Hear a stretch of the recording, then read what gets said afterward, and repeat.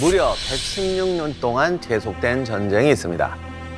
한 세기가 넘도록 이어져 백년 전쟁이라고 불리는 이 전쟁은 바로 한 사람의 죽음에서 시작됩니다. 그는 누구이며 왜 그의 죽음이 프랑스와 잉글랜드의 사이를 철천지 원수로 만들어 버렸던 것일까요?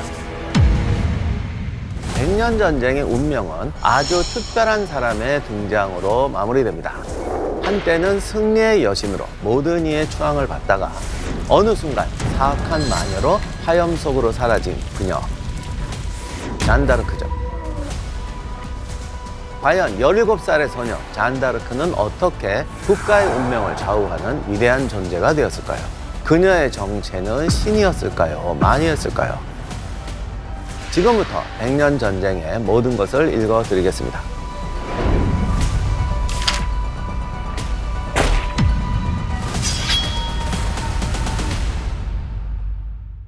안녕하세요. 세상의 모든 전쟁사를 읽어드리는 전쟁사 읽어드립니다의 역사학자 임용환입니다. 프랑스와 잉글랜드 두 국가가 벌인 백년 전쟁은 1337년에 시작해 1453년까지 116년 동안 이어집니다. 두 국가의 악연은 한 사람의 죽음에서 시작됩니다. 바로 프랑스 왕 샤를 4세입니다. 샤를 4세가 자신의 뒤를 이어 왕위를 계승할 후계자가 없었습니다. 왕의 자리를 누구를 앉힐까? 이때부터 갈등과 분쟁이 시작됩니다. 프랑스 왕의 자리에 오를 후보에 샤를 4세의 사촌이자 프랑스 백작이었던 필리프 6세가 유력해집니다. 그런데 영국, 그러니까 당시로 말하면 잉글랜드의 왕이었던 에드워드 3세가 여기에 반발하게 되죠. 대체 왜 잉글랜드 왕인 에드워드 3세가 프랑스 왕위 계승까지 간섭하는 걸까? 프랑스 왕을 뽑는데 영국 왕이 문제를 삼는 것이 의아할 수가 있겠지만 에드워드 3세에게도 자격이 있었습니다. 사실 족보학자들은 에드워드 3세가 더 자격이 있었다고 말합니다. 에드워드 3세는 잉글랜드 왕이었지만 동시에 프랑스 왕가의 피가 흐르고 있었습니다. 그는 샤를 4세의 여동생이 잉글랜드의 왕이었던 에드워드 2세와 결혼해서 낳은 아들이었습니다. 즉 샤를 4세의 외조카였죠. 에드워드 3세는 자신이 필리프 6세보다 훨씬 더 정통성이 있다면서 자신도 프랑스 왕위에 오를 자격이 있다고 주장합니다. 결국 프랑스 왕위 계승을 둘러싼 싸움이 샤를 4세의 사촌과 외조카의 싸움으로 번집니다. 물론 에드워드 3세에게는 더 큰 목적이 있었죠. 이 상속이 제대로 되면 자신은 프랑스와 잉글랜드의 통합 왕국의 왕이 되는 것입니다. 잉글랜드의 왕이 프랑스 왕까지 한다. 이거 프랑스 귀족들 입장에서는 받아들이기 힘들죠. 이거는 프랑스를 무시하는 행동이며 받아들일 수 없다고 거세게 반발합니다. 결국 필리프 6세가 프랑스 왕좌에 오르게 됩니다. 이 왕위 다툼에서 필리프 6세가 에드워드 3세를 밀어내고 왕좌를 오를 수 있었던 데는 또 다른 역사적 배경이 숨어져 있습니다. 1066년 윌리엄 1세는 잉글랜드의 노르만 왕조를 세웠습니다. 그는 사실 프랑스 노르망디의 공작이었어요.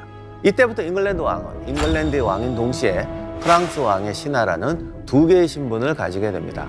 잉글랜드 왕들은 프랑스 귀족 가문과 결혼을 통해서 프랑스 국토의 여기저기를 지배하게 됩니다. 그러다 보니 잉글랜드 왕이 다스리는 지역이 프랑스 왕이 다스리는 지역보다 더 많아지게 됐죠. 프랑스 왕가는 이 상황이 불평할 수밖에 없었습니다. 국토를 잉글랜드에게 빼앗기고 몰수하는 과정에서 프랑스와 잉글랜드의 대립이 커져가게 됩니다. 그런데 프랑스 국왕의 상속 문제가 이렇게 터졌을 때 바로 전쟁으로 발전하지 않았던 것은 다들 더 급한 과제가 있었기 때문입니다. 잉글랜드는 웨일즈는 이미 통합되어 있었고 당시 스코틀랜드와 열심히 전쟁 중이었습니다. 또 영주들과도 권력 보장을 놓고 갈등이 심했습니다. 프랑스도 마찬가지였는데 왕과 영주들 간의 갈등이 심했어요. 그런데 전쟁으로 해결하든 협약으로 해결하든 이런 갈등을 해결하는데 가장 필요한 게 바로 돈이었습니다. 상상 이상으로 엄청난 비용이 들어갑니다. 그리고 이 시대가 경제가 발전하니까 영주와 기사들도 돈 맛을 알아서 충성과 의리는 뒷전이고 돈이면 이편저편 마구 넘나듭니다. 그러다 보니까 돈 때문에 여러 가지 문제가 생기고 국왕과 국가가 생각보다 훨씬 가난했습니다. 그러니까 더더욱이 돈에 좌우되는 게 많았죠. 에드워드 3세의 반발에도 불구하고 필리프 6세가 프랑스 왕이 오르자 에드워드 3세는 프랑스 내에 있는 잉글랜드 땅을 유지하기 위해 어쩔 수 없이 프랑스 파리로 가서 필리프 6세에게 신하로서 주군에게 충성을 다하겠다는 충성서약을 합니다. 자, 그러면 프랑스 왕도 결정됐겠다. 프랑스와 잉글랜드 사이의 갈등은 여기서 끝일까? 필리프 6세는 에드워드 3세에 대한 분노를 참을 수가 없었죠. 결국 프랑스에 있는 잉글랜드 왕의 토지를 모두 몰수해서 프랑스 왕의 권위를 높이고자 합니다. 게다가 당시 에드워드 3세는 스코틀랜드를 정복하려고 열심히 싸우고 있었는데 필립 6세가 잉글랜드를 잡고자 스코틀랜드를 지원하기 시작합니다. 그러자 에드워드 3세가 가만히 있을 수가 없죠. 그는 일단 프랑스 경제를 흔들어야겠다고 마음먹고 이를 행동에 옮깁니다. 에드워드 3세의 타깃이 된 것이 바로 플랑드르 지역입니다. 왜 하필 플랑드르였을까? 돈과 관련해서 당시 가장 중요한 땅 중 하나가 플랑드르였습니다. 플랑드르는 당시 유럽 최대 모직물 공업지대로 프랑스에 없어서는 안 될 경제적 요충지였죠. 그러면 에드워드 3세는 어떻게 플랑드르를 통해서 프랑스 경제를 흔들려고 했던 걸까요? 모직물을 만들려면 양모가 필수 원료였는데 바로 이 양모의 원산지가 잉글랜드 아닙니까? 잉글랜드 양모가 플랑드르로 가서 플랑드르에서 모직물로 만들어지고 있었던 거예요. 에드워드 3세는 프랑스 모직물 산업에 타격을 입히려고 잉글랜드 양모 수출을 금지합니다. 그러자 플랑드르는 모직물을 생산할 수 없게 되고 경제에 타격을 받을 것이 뻔해 보이자 플랑드르 상인들은 에드워드 3세를 찾아가서 재정적 지원까지 하면서 프랑스와 싸움을 부추깁니다. 필리프 6세는 이걸 두고만 봤을까? 눈에는 눈, 이에는 이다. 너희가 프랑스 경제를 흔든다면 우리도 잉글랜드의 경제를 흔들겠다. 이렇게 나오죠. 필리프 6세는 에드워드 3세가 충성서약을 어겼다라고 하면서 잉글랜드 왕의 토지를 모두 몰수하겠다고 선언합니다. 심지어 필리프 6세가 빼앗으려고 한 토지는 프랑스 공작 자격으로 잉글랜드 왕이 대대로 물려받은 땅이자 여기도 또 경제 요충이죠. 유럽 최대 와인 생산지였던 기엔 지방입니다. 이 기엔의 중심지가 와인 좋아하시는 분들은 다 아는 보르도입니다. 당시에도 보르도는 유럽 전역에 와인을 수출하는 명소였습니다. 무려 1억 병 이상을 매년 수출할 정도로 잉글랜드 경제에서 정말 중요한 지역이었어요. 당시 잉글랜드 왕이 전체 잉글랜드에서 거두는 조세 수입보다 기엔에서 얻는 수입이 더 많았다고 합니다. 필리프 6세는 노르망디 해안에 군대를 보내서 무력 점령을 시도합니다. 에드워드 3세가 분노가 폭발하죠. 필리프 6세에게 정식으로 도전장을 보내면서 전쟁을 선포합니다. 자존심을 건 잉글랜드와 프랑스 사이의 전쟁, 승리의 기운은 어느 쪽으로 기울었을까요? 이 전쟁은 누가 봐도 프랑스의 승리로 점쳐질 수밖에 없었습니다. 당시 유럽에서 프랑스 왕가는 막강한 권력을 가지고 있었을 뿐 아니라 가장 부강한 나라였죠. 이에 반해서 잉글랜드는 인구 면에서도 프랑스의 4분의 1 정도밖에 안 되며 또 작은 섬나라였죠. 에드워드 3세는 1339년 10월 10,000명이 넘는 군대를 이끌고 프랑스로 침공에 들어갑니다. 이때부터 116년 동안 이어진 백년 전쟁이 드디어 시작됩니다. 질 것이 뻔한 전쟁에서 에드워드 3세는 이기기 위해서 어떤 전략을 펼쳤을까? 프랑스 땅에 발을 들인 잉글랜드군은 마을과 도시에 침투해 경작지를 불태우고 주민들을 학살하기 시작합니다. 잉글랜드군은 프랑스군에 비해 병력이 굉장히 떨어졌기 때문에 잃을 게 많은 전면전보다는 약탈전을 펼치면서 프랑스를 공격하기로 한 거였죠. 도시를 약탈해서 비용을 조달하면서 필리프 6세를 결전에 끌어들이려고 한 것입니다. 또 군대가 아닌 백성들을 공격함으로써 프랑스 백성들에게 왕이 더 이상 지켜주지 못한다는 인식을 심어주려고 했죠. 왕의 권위에 흠집이 생길 거고 그러다 보면 백성이나 영주들이 이탈할 수도 있습니다. 당시는 땅이 곧 재산이었기 때문에 프랑스에서 걷어갈 세금을 그만큼 없애버리는 효과까지 거둘 수 있었습니다. 에드워드 3세는 잉글랜드군의 약탈로 필리프의 명성이 하락하고 세수가 줄어 군대를 유지할 자금이 떨어질 것이라고 기대했습니다. 그러나 필리프 6세는 버티면서 주머니 비우기 전략을 고수합니다. 그리고 이거는 사실 맞는 판단이었어요. 그런데 하도 약탈들 해야 되는데 이거 가만히 두고 볼 수는 없잖아요. 그래서 프랑스에서 대군을 몰아서 견제를 해버렸다. 아까 방어선을 치고 싸우진 않고 압박만 하니까 잉글랜드 군도 저기 지켜보니까 어디 마을을 돌아다닐 수가 없지 않습니까? 잉글랜드 군이 수입은 줄어들고 금고는 비기 시작합니다. 결국 3년이 지나자 에드워드 3세가 돈이 먼저 떨어집니다.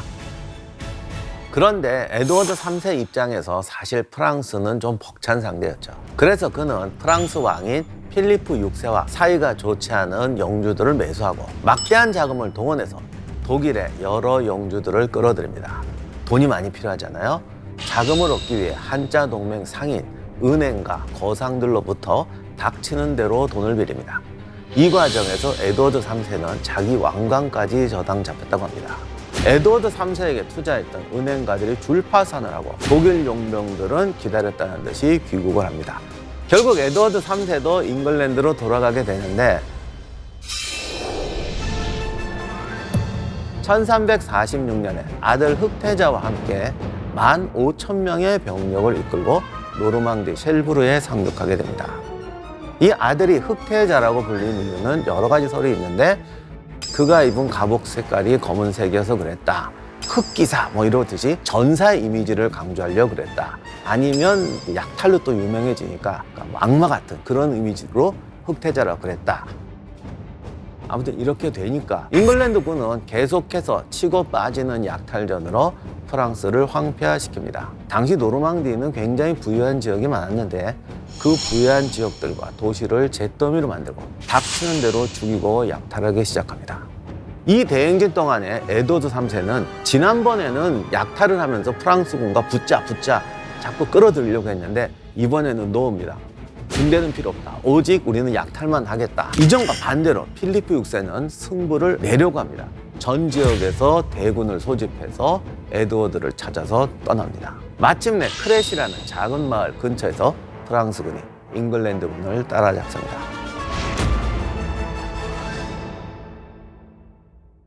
당시 프랑스군은 무려 3만이 넘었습니다. 필리프 6세에게 충성을 맹세한 영주들이 총궐기하면서 이 전투에 무려 3만의 대군이 모였던 것입니다. 그 중에는 프랑스의 자랑인 용맹한 장갑 기사들도 포함되어 있었죠. 당시 프랑스 기사들은 20kg이 넘는 강철 갑옷과 약 4kg의 투구로 중무장을 했습니다. 그리고 이 갑옷보다 더 중요한 무기가 있었죠. 바로 기사도.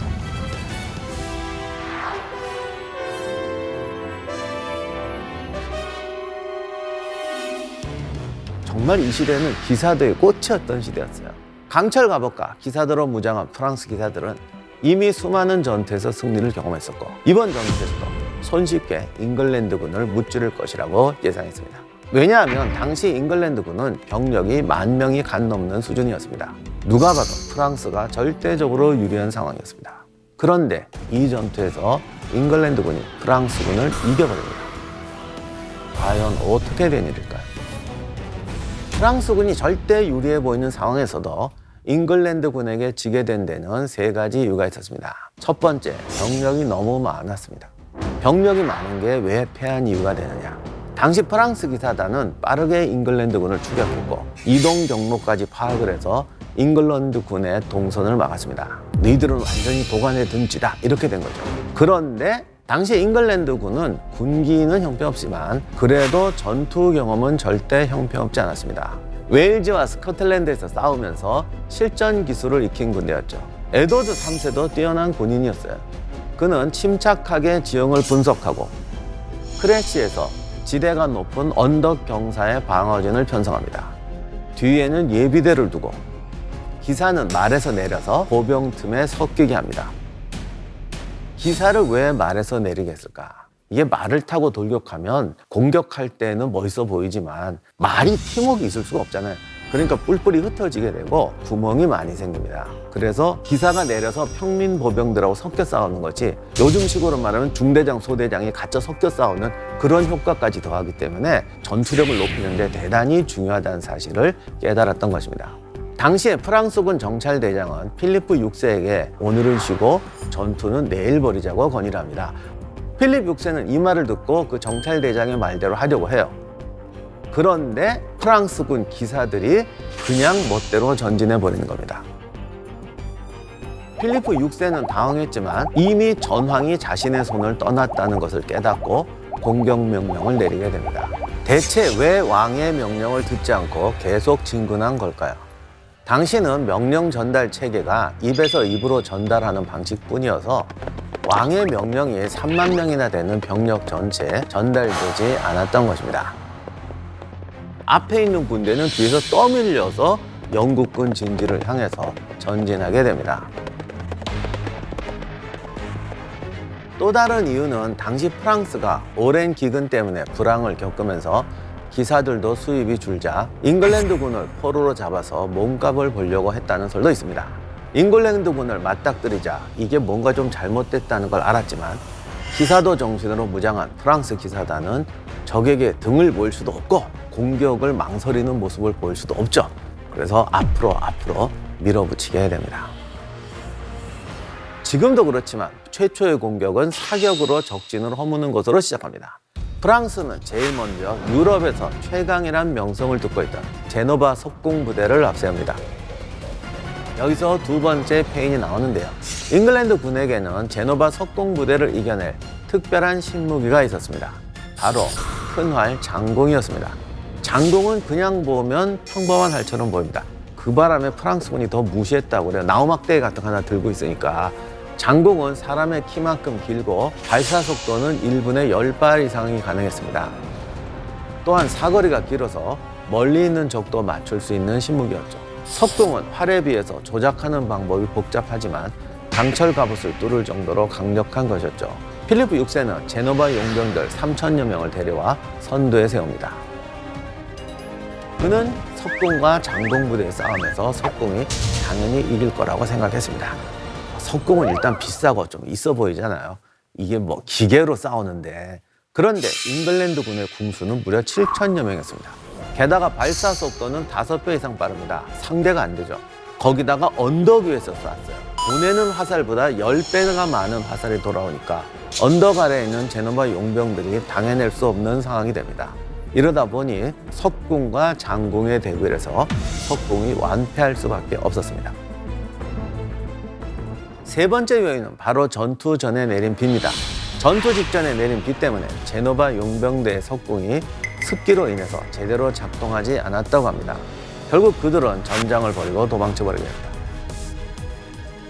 그런데 이 모습을 본 후방에 있던 기사대가 분노하게 되죠. 용병대의 행동은 기사대의 어긋난 행동처럼 보였어요.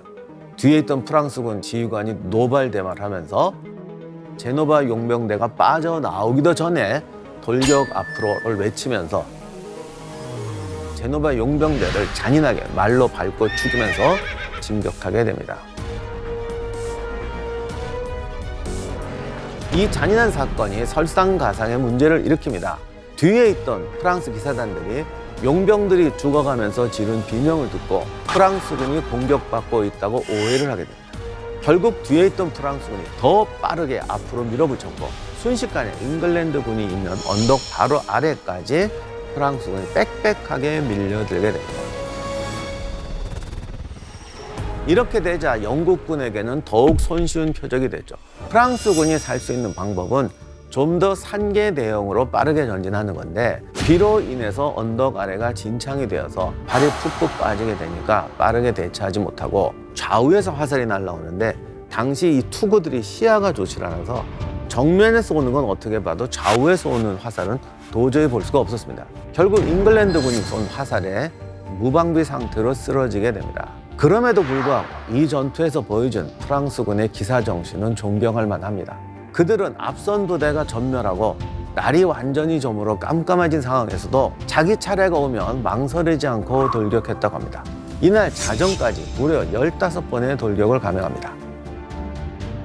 태평양 전쟁 때 일본군의 만세 돌격도 이 정도까지는 아니었거든요. 그러나 덕분에 결과는 더 참혹했죠.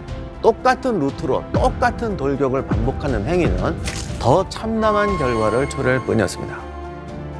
결국 잉글랜드는 크레시 전투에서 압승을 거두게 되었고 프랑스군은 4,000여 명의 병력을 잃게 됩니다. 그 중에는 프랑스 왕의 친동생과 이름만 대면 알 수 있는 명문 귀족들이 어마어마하게 포함되어 있었습니다.